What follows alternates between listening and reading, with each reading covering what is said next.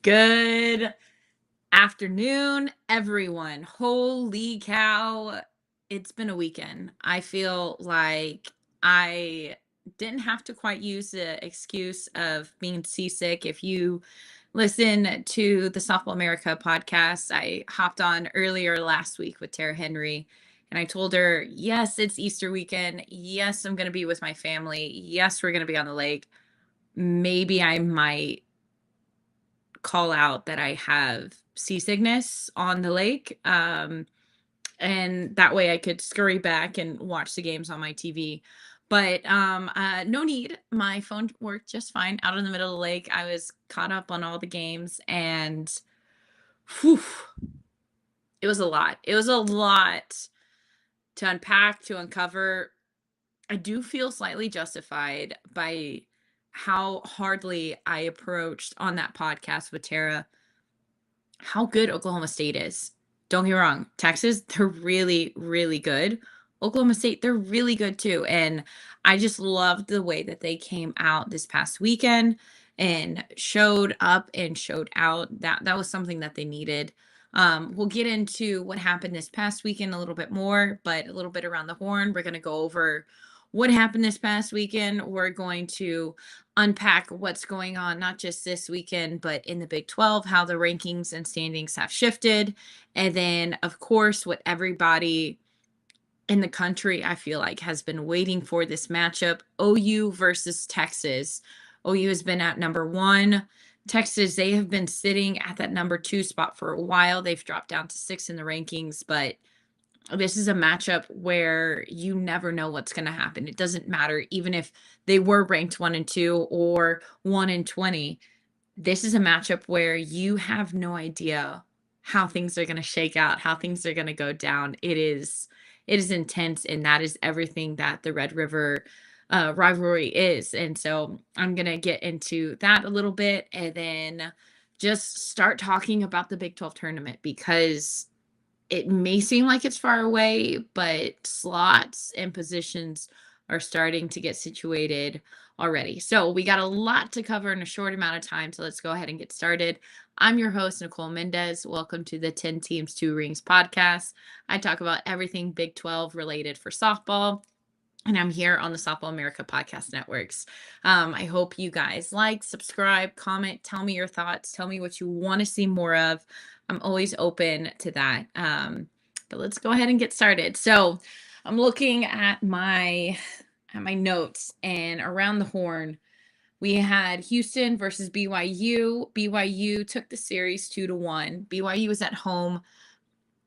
I think something about playing at home for them, they feel more comfortable. I mean, that can be said for any team, but they definitely look a lot more confident whenever they're playing at home. BYU, they have a little extra get to them. We saw them take a couple of games since they've been at home in their series. That this is a series that they won against Houston, a team that they put up a lot of runs, and you saw that throughout the weekend. You saw the pop from U of H's bats, but BYU, they kind of responded in turn on their own. And we know that U of H, they've been struggling with their pitching and just the consistency of keeping those runs off the board, keeping free passes off the board. So that's something that U of H has been working on. And BYU, they definitely took advantage, won that series. They have moved up in the rankings. I want to say now that BYU, they're kind of in the middle of the pack so far with where they stand. And then we have OU versus Kansas. That was one that people wanted to keep an eye on, because Kansas, that was the first time, I want to say, in 8 or 9 years that they've swept in conference 2 series in a row. And so Kansas, they were coming off a 2-series sweep, and they were I mean, they look good. They were looking high, and going into that weekend, they faced against the number 1. They have since fallen out of the rankings that week prior. They were ranked 18. I would say I don't think losing 3 games against Oklahoma is necessarily a reason to fall from 18 out of the top 25. To me, I think they should be ranked probably 24, 25, but I think they should still be in the top 25. They've had quality wins, they have been competitive. Oklahoma's just a really, really good team. I can name several and think of several, I'm sure you guys can too, teams that if they faced Oklahoma in a 3-game series, they would probably get swept as well. And it's not that they're not good teams, it's just the difference between that one ranking, that top 3, 4 teams compared to the rest. I feel like that separation, that gap is pretty large. Um, Moving on, we have Texas versus Oklahoma State. I'm gonna talk about that one at the very end. So we'll skip that one and come back to it. We have UCF versus Texas Tech, 2-1. UCF took the series at Texas Tech. So they won that series away. To me, UCF and Texas Tech are they're very similar. They're similar teams in the way of their style of play. They have big bats, they have pitching, but sometimes it's on. Sometimes you're looking around going, where did it go? I have no idea. And for both of them, their offense is their main contributor. That is kind of their bread and butter as a team. I thought I thought it was gonna be a little bit more competitive back and forth, but like I said, Texas Tech, they did manage to steal one away. UCF, they are still in the middle of the pack as far as Big 12 rankings go. Then you have Iowa State versus Baylor. Baylor took 2 out of the 3. They're at home. This was a much needed weekend for Baylor. And it's tough for Iowa State, but Baylor specifically, they've only won up prior to this weekend. They've only won 1 conference game, and that's difficult. That is difficult to maintain your energy as a team. It's difficult to continue to be bought in because you could tell this Baylor team in preseason, they were on fire. They had something going. There was something clicking for them. And then they entered into conference and they didn't win a single game. And they were tight games against really, really good teams, good competition. They just couldn't figure out how to get that win, get over that hump. I think that's discouraging. And to be able to snap back into focus, to be able to snap yourself out of it, that's something that takes a minute, and you have to have a good leader for that, and it can't just come from the coach. It has to come from within the team. It has to come from a player. So that was good to see them bounce back a little bit from the beating that they took early on in conference. They won the series, took 2 of 3 at home. Being able to be back in front of your crowd, I think that was a much needed win for Baylor. But going back to Texas versus Oklahoma State, I said this before, but Oklahoma State, they are a scrappy team, but they are a team when their backs are against the wall, whenever it's a run decides the game, they figure out a way to find that one run to come across. They figure out a way to keep that offense suppressed just for one more inning, one more inning. They have been such a tough team. And even whenever they've lost, those losses, they haven't been easy. They have been difficult, hard fought all the way to the end. Even this weekend, that one game that Texas won, it was by 1 run and they didn't go up until the 6th inning. It was competitive. And when I think about Oklahoma State, that's what comes to mind whenever I see that. So I was excited. Again, I'm all for chaos. I like it whenever there's chaos, whenever there's craziness, whenever there's upsets happening. So for me, I was pumped to see it.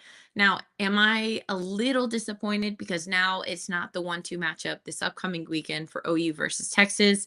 Yeah, I'm a little disappointed. I wanted to see that 1 and 2 matchup, but to me, Texas, they're still a really, really good team. They deserve to be in the top 4. Um, they're a solid team, and whenever you come out of that weekend, you got exposed, you got challenged, and your team had to have that little bit of taste of defeat. And whenever you're a team like Texas and you taste that, it makes you hungry and it makes you never want to feel that feeling again. So I can't guarantee because I don't know them, but I can bet that Texas on the way back from Oklahoma State this past weekend, how if you're a competitor, if you're somebody who's wanting to win, the internal feeling of like, that sucks. I don't like that feeling. That probably festered a little bit, kinda helped that it was a road trip, they couldn't just go home, sleep it off, whatever, hang out with fans, hang out with family, hang out with friends, but they had to let it sit with them a little bit on that way back. I think this is a really good thing for Texas, especially going into this weekend. And to have 2 matchups like this back to back in the Big 12, that's tough. That's really, really difficult to mentally, physically be prepared for that much preparation, for that much intensity, that much focus for 2 weekends in a row. I think this is gonna be nothing but good things for Texas. I'm really excited to see how they bounce back because, like I said, they have the offense, they have the pitching, the defense, it looked better. It did look better. It did look a little bit more consistent. There's just little things. So moving on from those matchups that we saw this past weekend, Big 12, they still look good to me. To me, I think that there's some teams that who maybe had potential early on in preseason have kind of not dropped out of the race, but you can start to see separations being made in the conference. You're starting to see a little bit more dominance. I thought Baylor was going to be in that top 4 tier. And I don't think they are. I really don't think they are right now. Oklahoma, they're ranked 1, and then you have Texas and Oklahoma State. They're tied neck and neck with Oklahoma State winning that series. They are now tied for 2nd in the Big 12. You have Kansas right after that, and that to me is that top tier, that those teams that have kind of separated themselves from the rest of the pack as far as Big 12 goes. Lots of work to do if you're on that latter half. I think UCF and BYU, they've positioned themselves to have a lot of potential to advance later on in conference. I mean, we're only halfway through. There's still a lot of conference play to be made. There's a lot of growth evolving for these teams to make. I think of the teams that I've been on in the past and where we were mid-conference to where we were towards the end of conference, and I don't want to say totally different teams, but there were big strides that we made as a team to get ready, to prepare, to be better. And I think those teams that are kind of on the cusp, if they really lock in, and like I was talking about with Baylor, if they're not just surrendering, but they're locked in and honed into that fact of, if we buy in, if we work on this, if we stay diligent, we're going to see those results on that latter half, on that second half of conference. So they just need to stay disciplined. They need to stay the course. Um, you're going to see some changes in the Big 12. But as it stands, this weekend is going to be a massive, massive weekend for rankings, for standings, because Oklahoma, they're the only team that is left undefeated in the Big 12. So if you're Texas, not only do you want to win the series and knock number 1 Oklahoma off of that crown, but you you want to do it for the conference as well. If they clinch the series, I mean, OU, they're pretty much guaranteed first. And if you can just slip one past them, slip one game past them, slip 2 games past them, you give yourself a fighting chance. And I think Oklahoma, whenever their preparation, I get the thumbs up. Whenever they're preparing for this Big 12 conference, Oklahoma State and Texas, those 2 teams. So Oklahoma State, they're at the end of the conference. They have time to get ready for that. Like we were talking about, the team that you see now is not the team you're going to see end of conference like in May, right? But the team that you see now, Texas, coming off of that loss, hungry, being able to make those adjustments to what they got. Okay, this is where we need to work at. This is where we can be better. Being able to make those adjustments and being able to be ready for this weekend. Oklahoma is gonna have a handful. I went and kind of compared the 2 teams. So, as far as ranking wise, Oklahoma nationally, Oklahoma's ranked 1, Oklahoma State is now ranked 4, and then Texas is ranked 6. These are Softball America rankings. So, Texas, they've kind of fallen off a little bit, but don't be misled by that ranking number. They are going to give Oklahoma a run for their money. Texas, they're such a good team. They have enough of the pitching depth. They have Teagan, they have Mac Morgan, they have Gutierrez. And if you're me, obviously I'm not Mike White, but if I was, I think I would start Gutierrez because Oklahoma has shown that they struggle sometimes with change of speeds. They struggle sometimes with that off speed where they're having to wait on it. It takes them a little bit to be able to catch up. And if you're Texas, you want to get that first game. Like that first game is so, so important. Being able to put it in your pocket, that sets a tone for the rest of the weekend, especially whenever you're in your own house. You're like, come on, here we are. Welcome to the show. You want to have them feel that overwhelming presence. And then on the flip side, if you're OU, doesn't matter whose house you go into, anytime you play a game, you have a big target on your back. You know that teams, they want to play you up here. They're not going to play you here. They're going to play you to their very best. And especially a Red River matchup, man. Are you kidding me? Are you kidding me? You think of the series that they've had in years past and just the energy, the electricity that has come from it. This is going to be probably, looking back, I'm calling it now. This is probably going to be one of the series where if you had to look at all the series in this year, it's going to make the top 10 series. It's going to be a really good one.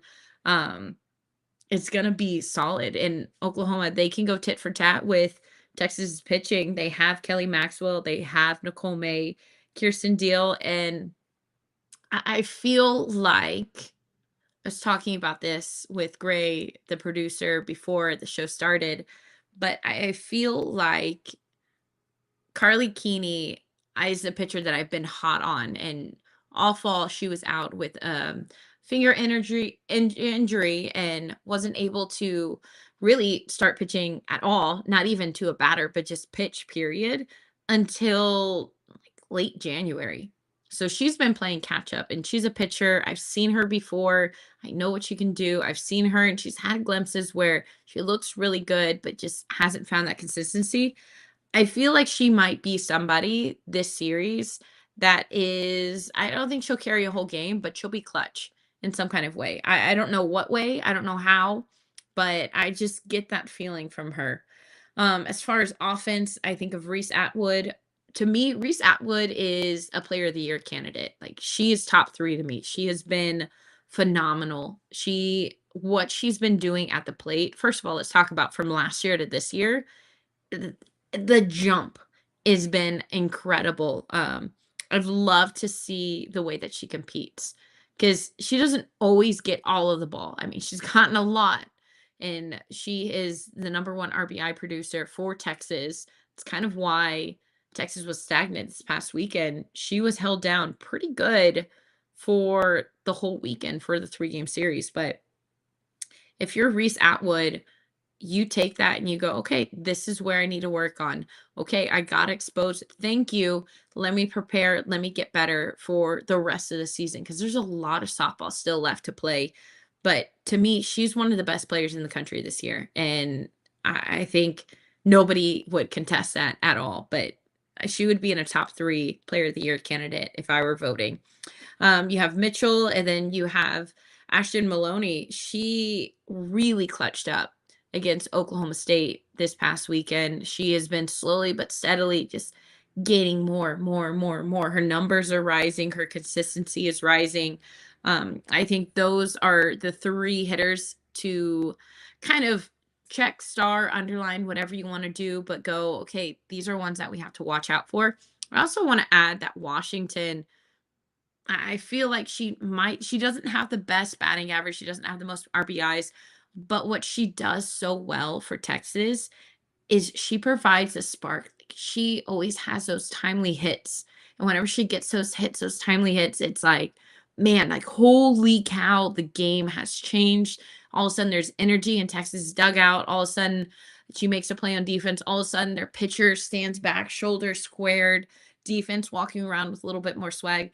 Washington, for Texas, she provides a spark plug. So while she might not have the biggest impact as far as runs produced or getting on base, she definitely has a huge impact for the team as far as the energy that she provides. And knowing softball, knowing the game, momentum is such a big part of it. If you can't provide momentum, the things kind of get stale. You lose it, even if you're a great team. So having that component on your team, having somebody like that is big time for Texas.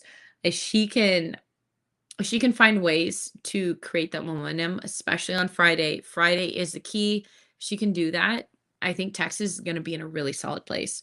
For Oklahoma, you can't talk about OU in offense without talking about Tiare Jennings. She's just been on a tear. She's taken over single-handedly on her lonesome, far above and beyond everyone else at this point. But the doubles, she has had the most doubles, not just this year, but just in OU program history.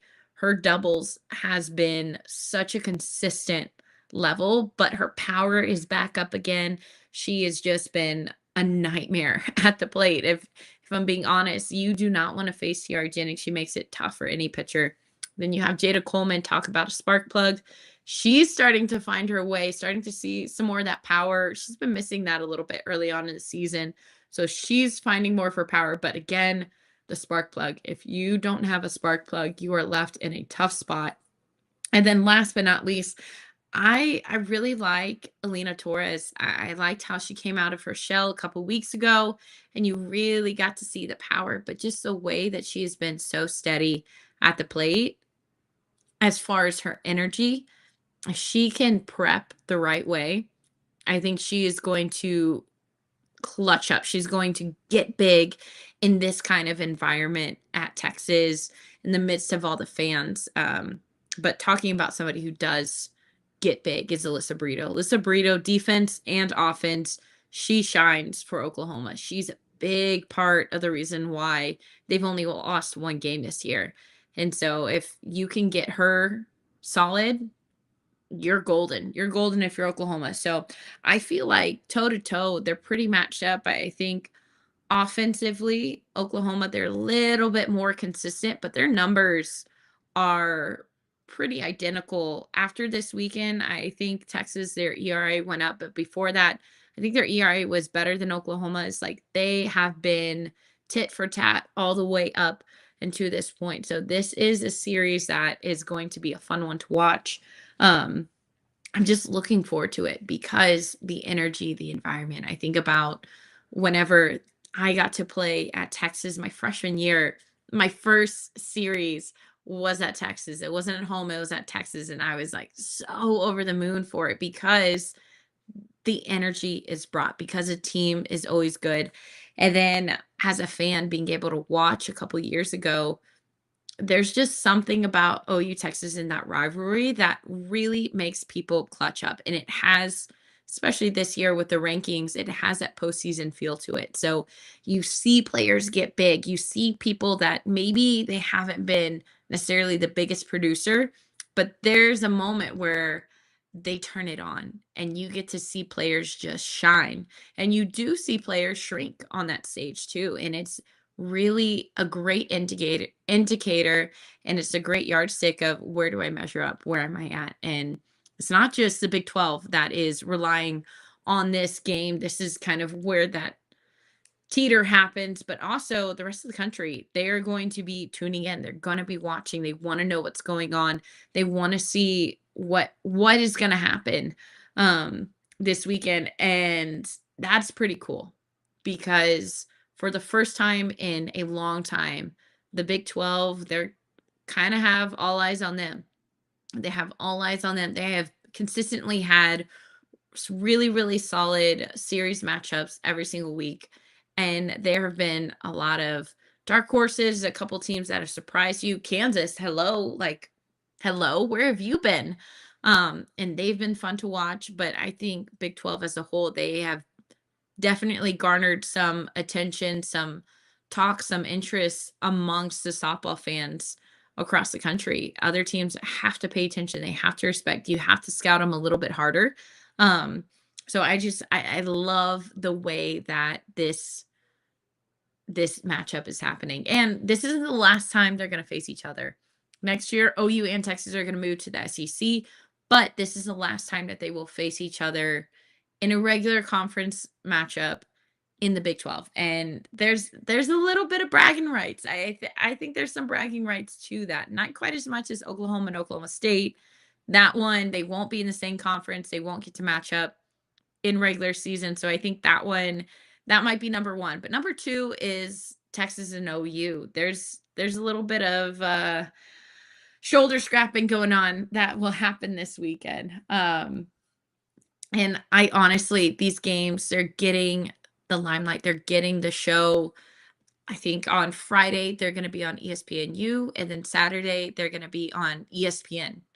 And then Sunday, I believe, is on the Longhorn Network. But those Friday, Saturday games, they're in prime time, and all eyes are going to be on them. And that is so, so huge. I mean, talk about growing the game, talking about, man, what fun to watch this game, what fun to watch this sport. And so many people who never regularly watch it are going to get the chance just by being on ESPNU, just by being on ESPN. Like, that is huge for the game. I want to know, I'm really curious. I don't know this, and I tried to find it. I might have to do some sleuthing and get back with you guys, but I want to know what the biggest regular season softball game matchup, like the viewership on a TV game has been, because I think this is going to be big a big one to watch, and a lot of people are going to be tuned in. Obviously, whenever you're on ESPNU or ESPN, you're going to get more viewers than if you're on ESPN Plus, just because of that stream, that way that you're watching. There's more eyes automatically on those two channels. But I'm so curious about that regular season. Definitely sleuthing to figure that one out. I think it's gonna be a really fun series. A little bit of recap of last year, um, just a back and forth battle, and the crowd. I think Mike White, as a head coach, he gets buy-in not just from his players, but he gets buy-in from the fans. And that, to me, whenever you as a coach can help create and help foster an environment where it feels like in Alabama, it feels like in Oklahoma, it feels like I Mike White, whenever he was the coach at Oregon, what they had over at Oregon, it feels like a Florida. It feels like a Florida State. There's a lot of pressure outside of just what's going on in the game, but there's the pressure of the fans, there's the loudness, there's a chaos. And if you can foster that as a coach and help create that, man, it makes it really hard for teams to come in and play in that environment. Um, so I wish I could be there in person. I know Tara Henry, she's planning on being there in person, getting to see some of those games. What a fun weekend it's going to be. If you have the chance, turn that on. Turn on the channel, even if it's in the background. It means a lot for the sport to get those views up and on them. Around the country, I talked about the Softball America rankings. Oklahoma ranked 1, OSU ranked 4, and Texas ranked 6. Kansas, they fell out of the top 25. That there's still someone to keep an eye on. I would notice them, keep an eye on them as season goes on.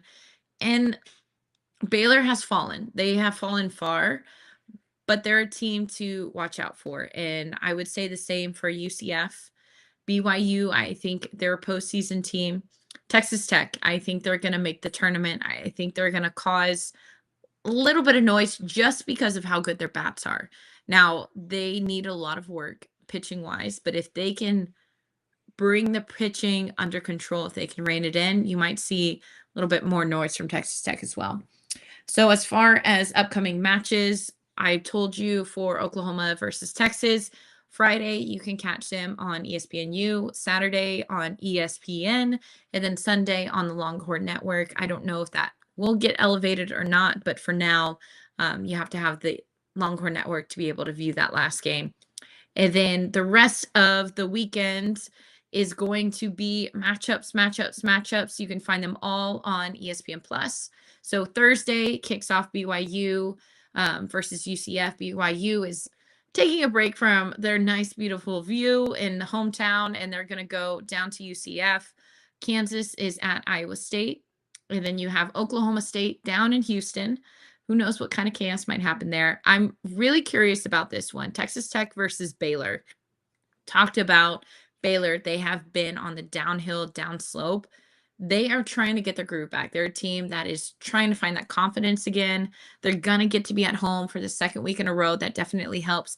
But Texas Tech, they have the bats. And that is one thing that Baylor, they struggled with is their offense. And so if you're able to outscore them, Texas Tech, they know that they're going to get runs scored off of them. So their game plan is let's just score more. If you're Texas Tech, you're going into this weekend going, Baylor's down.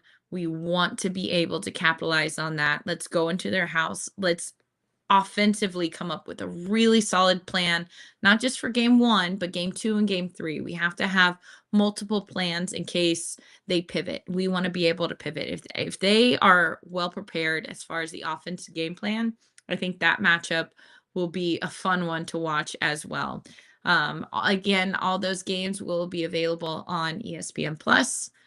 And as always, I'm Nicole Mendes. I'm your host for the 10 Teams, 2 Rings podcast on the Softball America Networks. Make sure to like, subscribe, send me some comments. I love seeing whether it's on YouTube, whether it's in the DMs, whatever. I like reading them. I like hearing what your thoughts are about softball. Who should I watch out for? If you have a favorite team, if you have a favorite player in that team, let me know. I love to talk about them.